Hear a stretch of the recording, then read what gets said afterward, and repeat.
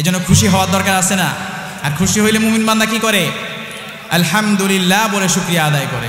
কেননা মুমিন বান্দার আনন্দ প্রকাশের ভাষাই এটা কে শিখাইছেন? কে?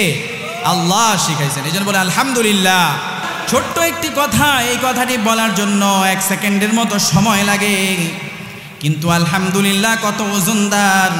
নবী আলাইহিস সালাম বলেন, ইযা আন'আমাল্লাহু আলা আবদিন নি'মাতান ফাশাকারা ওয়া ক্বালা আলহামদুলিল্লাহ।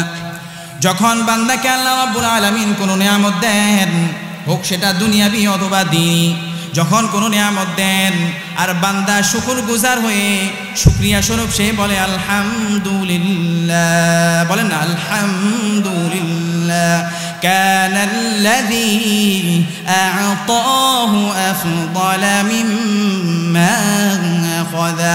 আমি আল্লাহ রাব্বুল আলামিন তাকে যেই নিয়ামতটা পেয়ে সে শুকরিয়া আদায় করছে তার চাইতেও বহু গুণে উত্তম, তার চাইতেও বহু গুণে পরিমাণে বেশি আমি আল্লাহ রাব্বুল আলামিন তার জন্য বরাদ্দ করে দেই। সুবহানাল্লাহ।